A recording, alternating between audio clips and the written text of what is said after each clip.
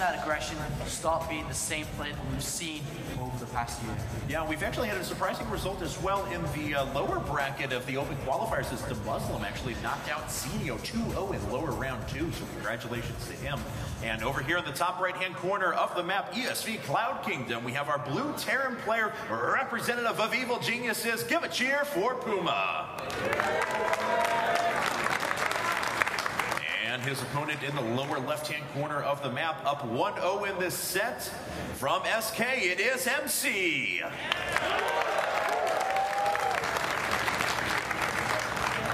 MC looking posed to take this series, but you know there's only one person standing in his way, and it is just inside PuMa's head. And as long as he just gets past that, he can actually achieve anything. We've seen it. He had such a fantastic and rapid rise to the top in his StarCraft 2 career. Yeah. He literally came onto the scene at NASL, played in the open bracket, won it, and then went to the season final, won it, and then back-to-back NASL champion, IM champion, and he's such a fantastic player with so much talent, but right now, like I said, he's just holding himself back in this series. On the other hand, MC, you know, what more can we expect? Just a fluent game from him in that past map. Yeah, you know, but I definitely think that PuMa had his opportunities in that last game as well. We forget, you know, the mass lift of Barracks, and he canceled Sim for that umpteenth time. If he had had Sim moving into that one big engagement in that choke point, could he have turned things around? He was doing the right things. He was dropping. He was still in the game despite his bad engagements, getting supply blocked and things like that. So maybe could have turned things around. Now, as we can see from both our players, looks like PuMa's going to bypass gas for now, clocking the map with a relatively small entrance into your natural, so pretty easy to just throw a bunker up there and take that quick command center. Yeah, definitely one right expansion here once again, and the follow-up, of course, many options here. One thing he has to keep in consideration, especially playing against MC. MC is a player that's also not afraid to be a little bit aggressive after expanding. You know, throwing down double gateways. The really weird thing, which never really computes while watching MC play, is that he's very aggressive with his unit production and aggression on the map, but at the same time, which doesn't make sense, is he'll chrono boost Nexus at the same time. Yeah. So even if you manage to hold onto his push, a lot of the times, and I've watched many replays from the Terran perspective against him, is that you think as a player, like okay, I actually held his push. Yeah, that's great. I put more SCVs, and then you come off the Terran player's vision, and MC has like a base, has like double forge, he has double the amount of probes. It like really doesn't make any sense, but he manages to pull this fascinating style off, and that's just the differentiation of, you know, the use of the chrono boost. He uses it so well. Yeah, we saw it in the last game as well. He was on top of this game in regards to those, because he was sitting on, what, 66 supply going into the 8-minute mark or something like that, already with 50 probes on the field at that point. So he was really investing in his economy, and it really paid off for him in the end. Looks like PuMa going to put up a bunker here up at the front, make sure he stays safe against any sort of early aggression. MC actually staring down the same route as we saw in game number 1, a one-gas quick Nexus after just one game. And I really like the addition of that bunker. A lot of people actually don't get it for quite a while and kind of rely on just being micro, but he knows who he's playing against, and that was actually chrono boost that Stalker too, so this is getting across there pretty fast, and without that, you're of course going to take a lot of damage, but it's now completely safe. You see the barracks coming down, and he actually got double gas there again before adding on the barracks, so it looks like it's going to be a very similar style to how we saw previously, whether he'll try to go for that Banshee again here. You know, it actually paid off a lot, even though he did get a little bit lucky with the unfortunate, you know, location spawn those Stalkers, but with 12 probe kills, that was what he needed in that game, and he had it. He just let the ball go. All right, well, Barracks number 2 is coming out right now, and once again, PuMa going into that nice early factory, so it's about a third of the way finished. We'll see if he moves into a similar strategy as what we saw last game. MC, on the other hand, has not added on any additional production facilities yet. He's back up around that 34 supply mark you were talking about last game, adds on his gateways very late once again. And what also he did there was that he got the second gas before the gateways this time, which shows confidence, and it shows that I don't need to be defensive, because a lot of the times, yeah, you do want the second gas, we also want the gateways out first in case aggression does come. Sure. But upon seeing the bunker there, he was like, no, I don't need the gateways out that fast, I can get the second gas first, and that's going to help him a lot, of course, with the sentry count, and whatever he decides to tech into next, whether it be the double forge, whether it be that large facility. Hold that thought though, as Marines actually almost going to kill him, a Stalker. Need to come back, they can't take too many more losses there, otherwise this course is not very beneficial. I actually thought that sucker was going to go down. I thought the little doodad on the side was going to impede its progress, but it was able to slip on by. So, Tech Lab popping up now on the factory, and MC is not bringing up a factory quite yet. Or, I'm sorry, a robotics facility quite yet. So he's going to be a little bit later on his detection. And we'll see if PuMa decides to take advantage of that, go after those cloaked Banshees once again. The second bunker is a big tell, actually, and as well as that scan. But the second bunker is like, why do you have a second bunker? Are you scared about aggression? Which it looks like he maybe is. I mean, he's pulled 7 SCVs on top of these bunkers, and he just 2 stalkers. He is going to be afraid of the image MC has. You talked about just now that he is very much so aggressive once he's expanded. We actually got seen aggression come down as he pushed down multiple gateways, and I can't believe that he's managing to do this, especially the way that we saw people play in game number 1. A clone match is coming. There's no robotics facility. No, not at all. If he manages to hold on here, he could actually just take a clean sweep win. Yeah, he's going to be sitting on 6 gates here, and looks like he wants to make a big push. We can already see the sentries being brought up to the front, along with the probes for a forward pylon here. He's actually sneaking those around the left-hand side of the map as well. Stalker's backing off, just taking shield damage right there, and that forward pylon going to sit around that third as well, so we'll be able to warp in units very, very close. But of course, our first Banshees are just hitting the field. Oh man, MC is just not banking on him doing the same thing twice. That's clearly what's happening here. SCV moves to the left. That's the sickest SCV ever. Sees everything here, and is now going to be well prepared for this push. He can pull all his SCVs in plenty of time, and now the Banshee's already headed straight for MC's mineral line. And if this works out, this could actually be a very swift game for the EG player. And we see tanks being added in as well. That little cliff inside of the main that extends out towards the natural, such a good spot for those tanks to sit on as well. If he gets to that stage, the units are making their way up, though. MC throwing down another forward pylon. He's going to start pressuring these bunkers by picking off the repairing SCVs first of all. He hasn't taken a lot of damage quite yet, setting up that nice line, just waiting for the moment to strike. But the Banshees are about to make its way into MC's main. I remember there's nothing actually that can see on the higher ground, so this tank will just do its DPS unsiege there. And a second Banshee with Cloak is about to finish, so he can actually defend with a second Banshee. The first Banshee inside the main base, but here goes MC. Yeah, here comes the attack. Guardian Shield is put down. Already a few units are pulled off the line. The tank actually sieging up on the high ground now. Great ability to deal out its splash damage. 4 shields were pretty good, though, zoning out a lot of those SCVs, but the 3 bunkers are proving to be so strong with that siege tank behind, and now MC is losing a lot of economy back at home as well. Yeah, he's losing so many probes. This Banshee has 12 kills in the main base, and he pushes back the aggression, and this is exactly what PuMa needed to come back into this series. I mean, this is going to boost his confidence, his momentum going into the 3rd game, and even though MC's not out of it yet, this is still very much so favored here towards PuMa, who now should be researching. They've actually thrown down a 3rd command center in all confidence. 20 kills, though. Commander Banshee. So Commander Banshee has stolen 20 kills, still actually getting them. No detection overhead. That robotics facility just finishing up. The Banshee still has about 30 seconds of cloak left on it as well. This is devastating for MC now. So many probes lost. Worker count is 41 to 34 at the moment. PuMa going to be able to replenish his own forces very, very quickly. Oh, dear God. It's going to hit the 30 mark. One more kill. 13 probes have been killed, and it escapes. Best Banshee ever? I think so. Yeah, and look at that. The units can't actually target that Banshee. So it's going to pick away at the it can actually move left and not get hit. And now he has to come around the back, and the Banshee can move forward into the mineral line again. Yeah. It's like the sickest position, and unfortunately the gateway's against MC here. Yeah, let's see here. PuMa's just got to move that out of the way. There he goes. All right, so we'll go back to the gateways again.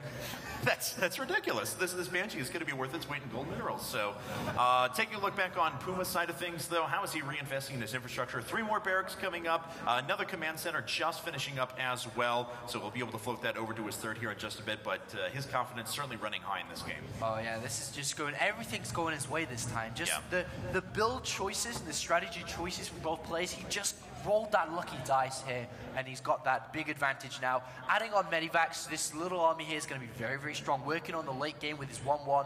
3 additional barracks put behind this 3rd command center, so he's going to have 3 sets of SCVs. Another Banshee comes in, This one, not so lucky. No, not 30 kills so much as 0. But unfortunately, let's see here if this Banshee wants to add on some more in a bit. So 106 applied to 85 right now. Upgrade advantage going to who, of course, looks like MC trying to rally back with a robotics base so we can eventually add on some Colossi here. First Immortal just about to finish up as well. But where does MC go from here, man? How does he try and get his way back into this game? Well, I mean, he can go for a 2-base push towards that 3rd base. Actually, hold on. Let's have a look at, does he know about that 3rd base? He doesn't know, actually. I mean, both of his observers are in more defensive stances. I was going to say, if he knew about how this is being played out, which the Stalker can reveal, there's no reason to move to the left there with that big amount of units unless you're clearing away for a 3rd base. So he can either take a 3rd base and try to play from behind, or try to go for a very decisive 2-base Colossus push against a very expecting PuMa now, who has no idea, or actually does know about the robotics bay, but currently isn't quite ready for them. No, not really. But he is actually adding on some Vikings now, so he will be ready. It'll take some time, but he's going to get there. PuMa actually threatening with quite a few units in the middle of the map, though, so quite a bit done there. PuMa actually getting a good look at what his opponent has. Looks like he may decide that the time is right. Sieging up those tanks, that's such a nice addition to this army, just being able to slowly push those units and even Colossi back. Yeah, this is really, really nice here, and I mean, he doesn't know about that 3rd base, actually. The Banshee does finally go down inside the main, but he doesn't know if MC's taken a 3rd base or not. I'm not sure if that Banshee did check it out, but he's playing very safe now. He doesn't really need to push. He's got a 2nd starport finishing, can really ramp up that Viking production. He also has better upgrades. Doesn't quite have... Where is that armory? He actually has forgotten the armory, unfortunately. I don't think he has one, no. No, he's forgotten it. So there it is. It's just being queued up on the left-hand side now. Okay, there it is. So he will be able to go into 2-2, just a little bit of a mishap with that armory, but still, he's in a very much so advantageous position.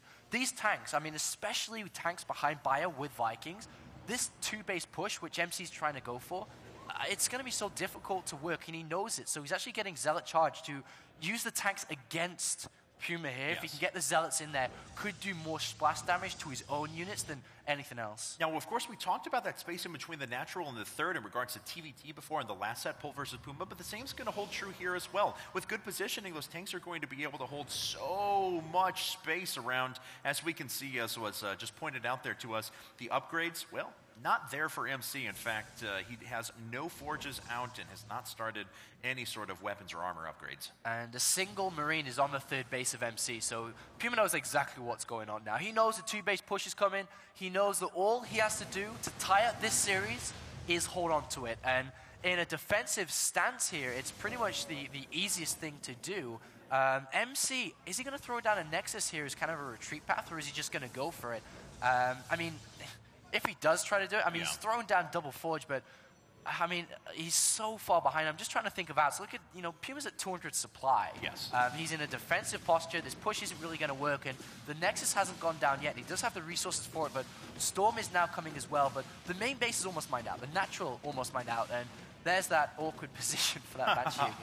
Yeah, and it looks like the Stalker going to try and move up. Can it kill the Commander? It does. 32 kill Banshee. Rest in peace. Be forever remembered. It's quite a fleet of Vikings flying overhead, though, so the Colossi are not going to last long, especially without those upgrades. And we'll see now, is PuMa's going to start closing this vice, moving up, stimming a few units forward, trying to clean up the forces from MC.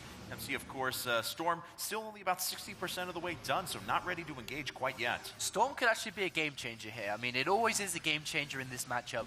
The big problem for MC is that he's only just now starting 1-1 upgrades. Because he was so far behind, he had to tech rather than upgrade, and the advantage clearly in favor of PuMa. Currently at 1-1, working on 2-2, as well as the +1 ship weapons also.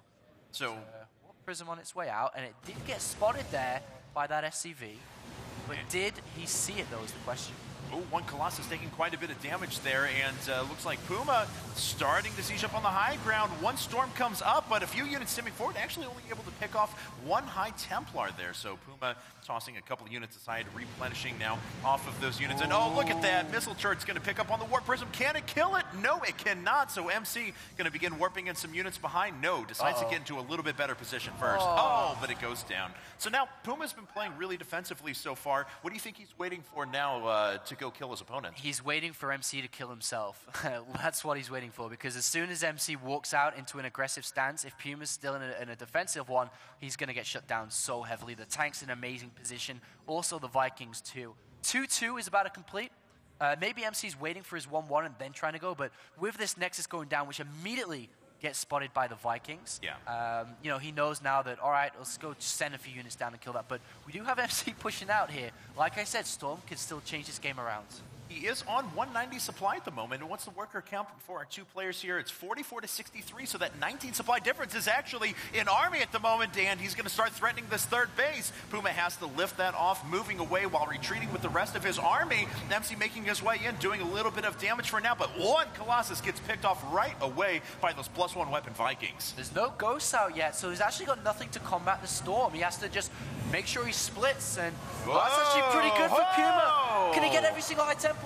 Now there's only a single Colossus, no, 2 Colossus left. If he picks out the Colossus, he has free reign of this army. And in just 1 Colossus left, and it is gonna go down. Just gateway units remaining now for MC. He's trying to engage as best he can, throws down some force fields, and he will be able to clean up the units that are in front of that. And it's gonna force PuMa back here in a second. He's trapped. A great second round of force fields there. The Zealots are going to engage, clean up all of those Marauders. MC with a supply advantage, but does he have the ability to reproduce this army? Look at this. PuMa lost his mining base there. He's got more command centers built, but he's not mining off of them right now. I don't even know what's going on here. I mean, he's so Marauder heavy here that, of course, the composition of the Zealots and the Immortal did so much damage, but he shouldn't have really got trapped by those forcefuls there. And this is all of a sudden take a turn for the worst here.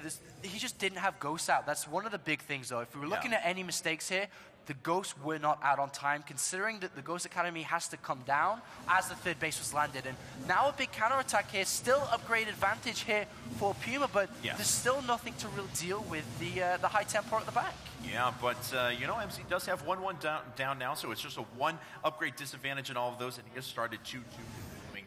Produce that, and that will finish before his opponent finishes. +3 weapons. There's 1 storm, 2 storms hitting. PuMa running away from the second one pretty well, but the first one did connect with quite a few units. Another storm landing down. PuMa actually pulling a ton of SCVs off of the line. The storms have been great, zoning out the left set of bio units there. Supplies equal for our 2 players. Does MC have enough to crush his opponent? This shouldn't really happen. I don't know what's going on here, but PuMa is just about managing to hold on, but he lost so many SCVs there. He's down to 33, does have a lot of mules. The 2 Immortals doing so much damage versus these, and SCVs trying to get surrounds, but there is that Archon there going to do damage as well.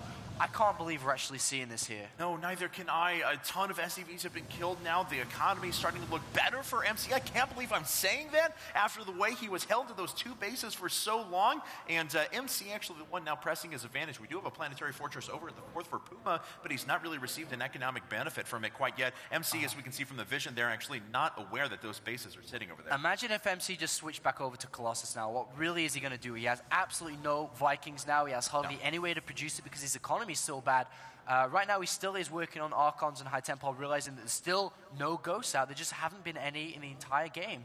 And this is, man, this is just like more and more difficult. There's so many Marauders, so Marauder heavy against all these Zealots. Just isn't doing anything here. What a comeback for MC here, capitalizing on his opponent's mistakes. No, you can't. And there were times there when I thought, well, he might tap out right here, but no, he doesn't. He's resilient, and now he's on the verge of taking this 2-0 if he can make this attack work. PuMa pulling back to a nice defensive position, but there's a storm. Allows some of the units to start moving up. Overstim, actually, from those bio units, and they're all going to die. 50 supply advantage and increasing up to 70 now, and MC is poised to take this set 2-0. Oh, my God. I can't believe what we just saw. Unbelievable. MC, did you just do that? Oh my God. MC realizes he just escaped then because he really shouldn't have won that. He knows he's happy with that win. As he walks behind us, fist pumping in the air, so... Commiserate his opponent there, unfortunately, but PuMa 0-2 in his group, not looking good at